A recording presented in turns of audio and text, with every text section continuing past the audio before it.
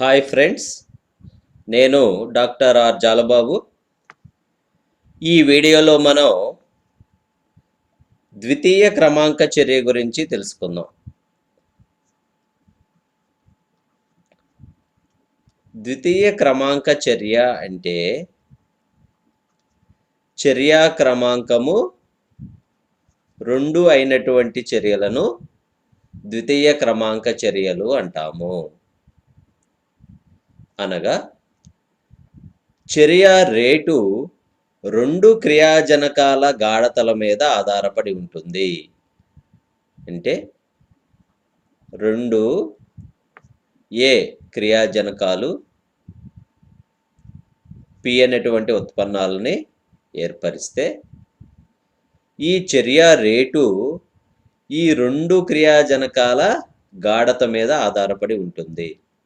దాన్ని మనం A+A గా కూడా రాయవచ్చు. 2 ఒకే క్రియాజనక అణువుల్ని తీసుకున్నాం. ఇప్పుడు చర్య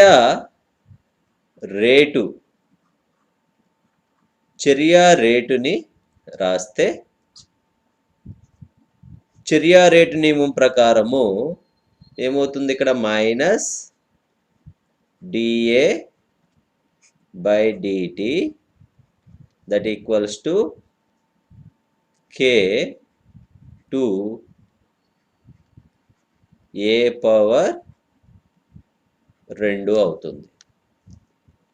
ఇది చర్య రేటు నియమం ఆధారంగా రాసినటువంటి చర్య రేటు. ఇప్పుడు మనం కాలం T, క్రియాజనకాల యొక్క గాఢత A, అదేవిధంగా ఉత్పన్నాలు క్రియాజన్యాల యొక్క గాఢత P. ఇప్పుడు కాలము 0 సెకండ్స్ అంటే చర్య మొదలు కాకముందు ఈ క్రియాజనకాల యొక్క తొలి గాఢత A మోల్స్ పర్ లీటర్ అనుకుందాం. కాబట్టి చర్య ప్రారంభం కాలేదు కాబట్టి క్రియాజన్యాల గాఢత 0 అవుతుంది. ఇప్పుడు T సెకండ్లు చర్య జరిగిన తరువాత మనకి X క్రియాజన్యాలు చర్యలో ఏర్పడినాయి. అంటే ఇక్కడ A మోల్స్ నుంచి X మోల్స్ క్రియాజన్యాలు ఏర్పడినాయి. కాబట్టి T కాలం తర్వాత క్రియాజనకాల గాఢత A-X మోల్స్ పర్ లీటర్ అవుతుంది. ఇది X మోల్స్ పర్ లీటర్. ఇప్పుడు T సెకండ్ కాలం తరువాత ఇప్పుడు మనం చర్య రేటు రాస్తే చర్య రేటు ఇప్పుడు T సెకండ్ల కాలం తరువాత ఎప్పుడైనా చర్య రేట్ అనేది అప్పుడు ఉన్నటువంటి క్రియాజనకాల గాఢత మీద ఆధారపడుతుంది. కాబట్టి ఇప్పుడు చర్య రేటు R ఈక్వల్స్ టు ఇప్పుడు ఏం రాయొచ్చు మనం? -dx/dt ఈక్వల్స్ టు ఏమవుతుంది? స్థిరాంకము K2. ఇక్కడ 2 క్రియాజనకాలు ఉన్నాయి కాబట్టి A-X⁴ అవుతుంది. ఇది T సెకండ్ల కాలం తర్వాత చర్య రేటు. ఇక్కడ K2 అనేది ఏమవుతుంది? ద్వితీయ క్రమాంక చర్య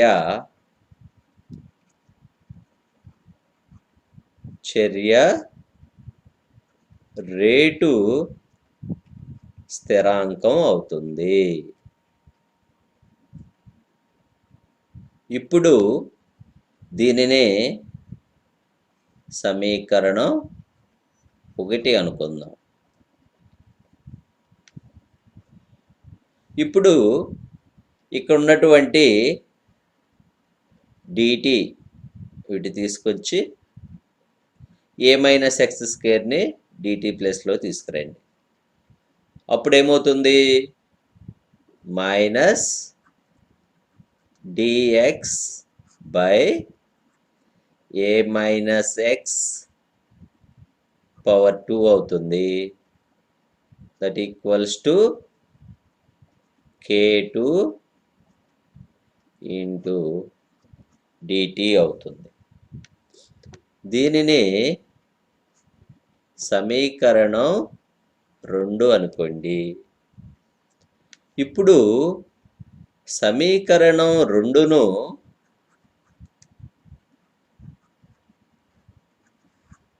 ఏం చేస్తాం? సమకలనం చెయ్యగా సమీకరణం 2ను సమకలనం చేసినప్పుడు అప్పుడు మనకి minus integration dx by a minus X whole square అవుతుంది. ఇక్కడ కాన్సన్ట్రేషన్ గాఢత a నుంచి a మైనస్ ఎక్స్కి. అదేవిధంగా ఇక్కడ మనకి ఇంటిగ్రేషన్ k2 dt అంటే t ఈక్వల్స్ టు 0 నుంచి t సెకండ్స్కి ఇంటిగ్రేషన్ చేస్తాం. ఇప్పుడు ఇక్కడ మనకి integration dx by a minus X power 2 వల్ల ఇక్కడ మనకి 1 బై a మైనస్ ఎక్స్ అవుతుంది. అదేవిధంగా k2 స్థిరాంకం కాబట్టి k2 ఇంటిగ్రేషన్ dt వల్ల t అయిపోతుంది. ఇక్కడ మనకి ప్లస్ i వస్తుంది. i అనేది ఏంటి? i అనేది సమకలన స్థిరాంకము. ఇప్పుడు సమకలన స్థిరాంకం i విలువను కనుగొనటానికి దీనిని సమీకరణం 3గా తీసుకోండి. ఇప్పుడు i విలువను కనుగొనటానికి చర్య ప్రారంభంలో మనకి t అనేది 0 అవుతుంది, x కూడా 0 అవుతుంది. ఈ t మరియు x విలువలను మనం సమీకరణం 3లో ప్రతిక్షేపించండి.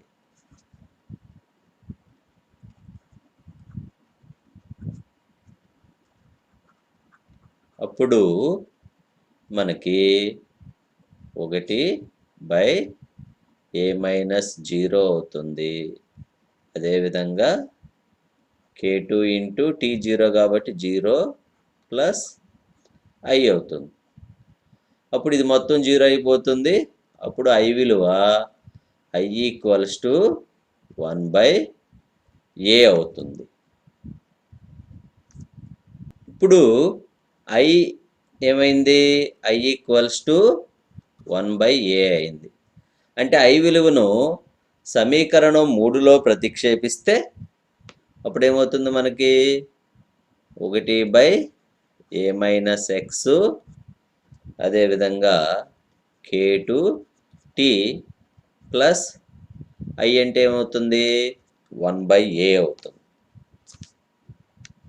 ఇప్పుడు మనం ఇక్కడ ఉన్నటువంటి 1 బై ఏని ఈ వైపుకి తీసుకురండి. అప్పుడు మనకి k2t equals to 1 by a minus X minus 1 by a అవుతుంది.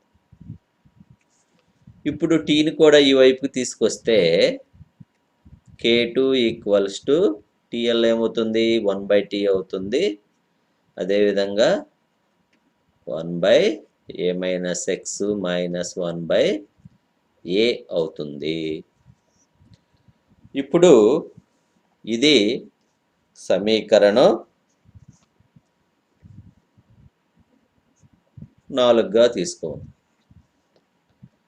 ఇక్కడ మనకి K2 = 1/t. ఇక్కడ మనం ఇక్కడ కింద ఉన్నటువంటి హారంలో దీన్ని హెచ్చించండి. అప్పుడు ఏమవుతుంది?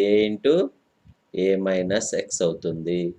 ఇక్కడేమో a వస్తుంది మైనస్ ఇక్కడ a - x అవుతుంది. కాబట్టి దీన్ని గుణిస్తే ఏమవుతుంది? a - a. కాబట్టి ఇది క్యాన్సిల్ అయిపోతుంది. మైనస్ ఇంటూ మైనస్ ప్లస్ అవుతుంది. కాబట్టి ఇక్కడ ప్లస్ x అవుతుంది. చివరిగా మనకి K2 ఏమవుతుంది? = 1/t x/a × a - x అవుతుంది. ఇది సమీకరణం 5. ఇది ద్వితీయ క్రమాంక చర్య రేటు స్థిరాంకానికి సమీకరణాన్ని ఉత్పాదించాము. ఇప్పుడు ద్వితీయ క్రమాంక చర్య రేటు స్థిరాంకము K2కి ప్రమాణాలు తెలుసుకుందాం. ఇప్పుడు K2కి ప్రమాణాలు రాయాలి అంటే K2 = 1/t కదా. t అంటే కాలం కాబట్టి కాలానికి ప్రమాణాలు సెకండ్. ఇక్కడ x అనేది గాఢత కాబట్టి గాఢత బై ఇక్కడ మనకి a అనేది తొలి గాఢత కాబట్టి ఇక్కడ కూడా గాఢత ఇంటూ a - x అనేది కూడా t కాలం తర్వాత గాఢత కాబట్టి ఇది కూడా గాఢత. ఇప్పుడు మనకి ఈ గాఢత క్యాన్సిల్ అవుతుంది. ఇప్పుడు K2 ఇక్కడ ఏమవుతుంది? 1/2 ఇంటూ 1/ గాఢతని దేంతో తెలియజేస్తాం? Mole litre inverse. ఇప్పుడు మనకి ఈ మోలు పైకి వెళ్తే ఏమవుతుంది? మోల్ ఇన్వర్స్ అవుతుంది. లీటర్ ఇన్వర్స్ పైకి వెళ్తే లీటర్ అవుతుంది. నెక్స్ట్ సెకండ్ ఏమవుతుంది? సెకండ్ ఇన్వర్స్ అవుతుంది. కాబట్టి ద్వితీయ క్రమాంక చర్య రేటు స్థిరాంకము K2కి ప్రమాణాలు mole inverse, litre, second inverse అవుతుంది. తరువాత మనం ఈ ద్వితీయ క్రమాంక చర్య యొక్క అర్ధచర్యా కాలాన్ని తెలుసుకుందాం. అర్ధచర్యా కాలం లేదా అర్ధ జీవిత కాలం ఏమవుతుంది? t½ అవుతుంది. ఇప్పుడు మనకి కాలము t = t½ అంటే చర్య సగం పూర్తవటానికి పట్టే కాలం. అంటే ఒక చర్యలో 50% పూర్తవటానికి పట్టే కాలం అంటే సగం క్రియాజనకాలు క్రియాజన్యాలుగా మార్చటానికి పట్టేటువంటి కాలం. కాబట్టి ఈ తొలి గాఢత మనము ఏ అనుకుంటున్నాం కాబట్టి అర్ధచర్య కాలం తరువాత మనకి సగం క్రియాజన్యాలనేవి ఏర్పడతాయి. కాబట్టి x a/2 అవుతుంది. సో ఇంకా మిగిలినటువంటిది a - x కూడా ఏమవుతుంది? అది కూడా a/2. కాబట్టి తొలి గాఢత a కాబట్టి అర్ధచర్య కాలం తర్వాత సగం ఉత్పన్నాలు ఏర్పడతాయి, సగం క్రియాజనకాలు అనేవి చర్యలో ఉంటాయి. ఇప్పుడు మనం ద్వితీయ క్రమాంక చర్య రేటు స్థిరాంకం K2 తీసుకుంటే 1/t X by A into A minus X అయింది. ఇప్పుడు K2 ఈక్వల్స్ టు 1/T అలా ఏమవుతుంది, T½ అవుతుంది. ఇక్కడ ఎక్స్ అనేది A/2, అదేవిధంగా ఏ ఇంటూ ఏ మైనస్ ఎక్స్ కూడా మనకి A/2 అవుతుంది.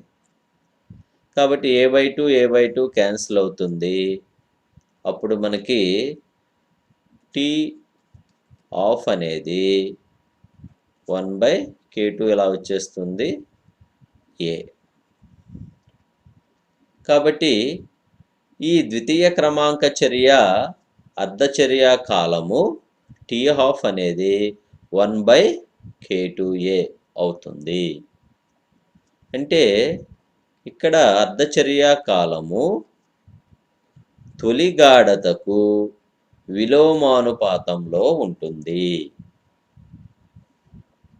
కాబట్టి ఇక్కడ తొలి గాఢత తగ్గితే అర్ధచర్య కాలము పెరుగుతుంది. కాబట్టి ఇక్కడ తొలి గాఢత పెరిగితే అర్ధచర్య కాలము తగ్గుతుంది. ఉదాహరణకు ఇక్కడ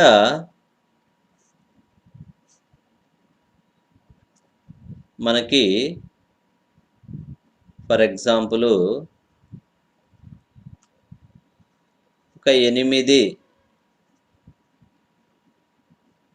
క్రియాజనకాలు ఉన్నాయి అనుకుందాం.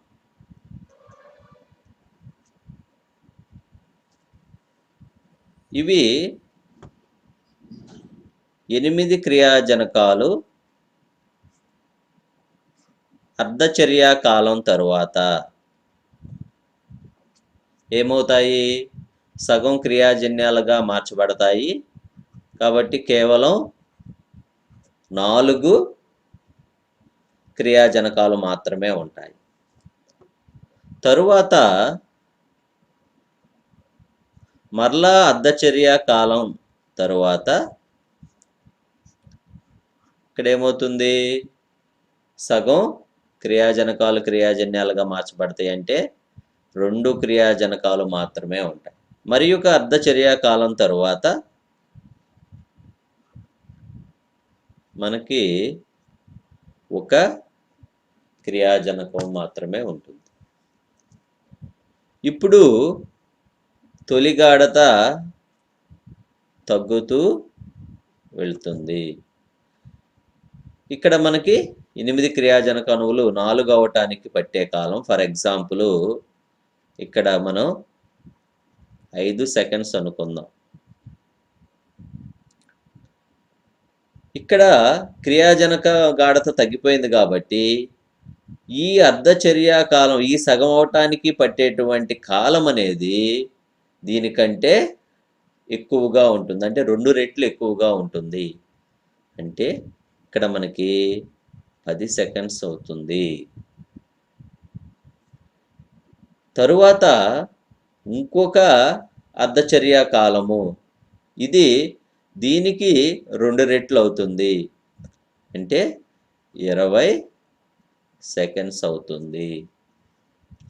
అంటే క్రియాజనకాల యొక్క గాఢత తగ్గుతూ వెళ్తుంటే ఇక్కడ మనకి ఆ అర్ధచర్య కాలము సగం అవటానికి పట్టేటువంటి కాలం అనేది 2 రెట్లు, అంటే 2 టైమ్స్ ఇంక్రీజ్ అవుతూ ఉంటుంది.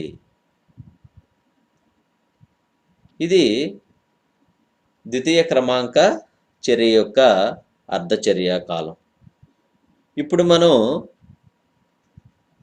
గ్రాఫ్ ద్వారా ఈ ద్వితీయ క్రమాంక చర్యను తెలియజేస్తే ఇప్పుడు K2 ఏమవుతుంది, 1/T x by A into A minus x. ఇప్పుడు మనం T equals to T not తీసుకెళ్ళండి, K2 ఇలా వస్తుంది. K2 x by A into A minus x. ఇది y ఇది m, ఇది x. కాబట్టి మనం y = mx రూపంలో ఉన్నటువంటి ఈ సమీకరణాన్ని మనం గ్రాఫ్ ద్వారా తెలియజేస్తే ఇది y అక్షము, ఇది x అక్షము. y అక్షం మీద ఏముంటుంది? కాలము t ఉంటుంది. అదేవిధంగా x అక్షం మీద మనకి x/a into a minus x ఉంటుంది. ఇప్పుడు m అనేది వాలు అవుతుంది. కాబట్టి కాలానికి మరియు x/a ఇంటూ a మైనస్ xకి మధ్య గ్రాఫ్ గీసినప్పుడు మనకి వచ్చేటువంటి ఈ సరళ రేఖ యొక్క వాలు 1/k2కి సమానం అవుతుంది. చివరిగా ఉదాహరణలు తీసుకుంటే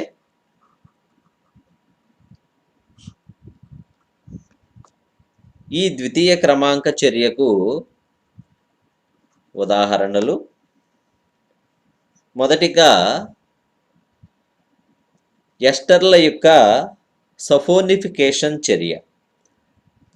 సఫోనిఫికేషన్ చర్య అంటే క్షార సమక్షములో ఎస్టర్లను జల విశ్లేషణ చేయటం. ఇక్కడ మనకి CH3COO C2H5 ఇది ఎథైల్ ఎసిటేట్. ఈ ఎథైల్ ఎసిటేట్ను సోడియం హైడ్రాక్సైడ్ క్షార సమక్షంలో మనం జల విశ్లేషణ చేసిన జల ద్రావణం. ఇప్పుడు మనకి CH3COONA అంటే సోడియం లవణాల యొక్క కార్బాక్సిలిక్ ఉత్పన్నాలు ఏర్పడతాయి. ఇది సోడియం ఎసిటేటు. అదేవిధంగా C2H5OH ఎథైల్ ఆల్కహాల్. ఇది ద్వితీయ క్రమాంక చర్యకు ఉదాహరణ. ఇదే ఎస్టర్లు ఆమ్ల సమక్షంలో జల విశ్లేషణ చెందితే అది ప్రథమ క్రమాంక చర్య అవుతుంది. కానీ క్షార సమక్షంలో జరిగేటువంటి ఈ ఎస్టర్ జల విశ్లేషణ చర్య అంటే సఫోనిఫికేషన్ చర్య మనకి ద్వితీయ క్రమాంక చర్య అవుతుంది. రెండోది బెంజాయిన్ సంగణన చర్య. ఈ చర్యలో మనకి C6H5CHO బెంజాల్డిహైడ్, ఇంకొక రెండవ బెంజాల్డిహైడ్, రెండు బెంజాల్డిహైడ్ అణువులు ఇక్కడ మనకి సంగణనం చెంది బెంజాయిన్ ఏర్పడుతుంది. C6H5OH CO C2H5. ఈ బెంజాయిన్ సంగణన చర్య కూడా మనకి ద్వితీయ క్రమాంక చర్య అవుతుంది. తరువాత మనకి అమోనియం సైనేట్. ఇది యూరియాగా మారేటువంటి చర్య. అమోనియం సైనేట్ యూరియాగా మారేటువంటి చర్య మనకి ద్వితీయ క్రమాంక చర్య అవుతుంది. అదేవిధంగా మనకి ఓజోను ఆక్సిజన్గా మారేటువంటి చర్య కూడా మనకి ఈ ద్వితీయ క్రమాంక చర్య అవుతుంది. ఇది ఓజోన్ వియోగం చెంది ఆక్సిజన్ ఏర్పడేటువంటి చర్య. ఇది ద్వితీయ క్రమాంక చర్యకు ఉదాహరణ. ఇవి ద్వితీయ క్రమాంక చర్యకు ఉదాహరణ. మనం ఈ వీడియోలో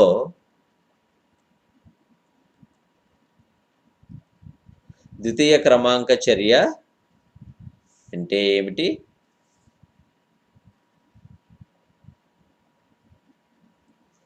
అదేవిధంగా ఈ ద్వితీయ క్రమాంక చర్యకు చర్య రేటు స్థిరాంకము K2ని కనుగొనటం జరిగింది.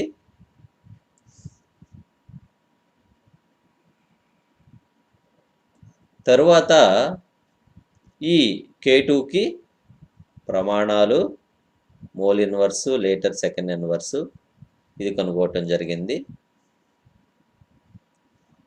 తరువాత ఈ ద్వితీయ క్రమాంక చర్యకు అర్ధచర్యా కాలము T of equals to 1/K2A దానికి మధ్య ఉన్నటువంటి సంబంధం.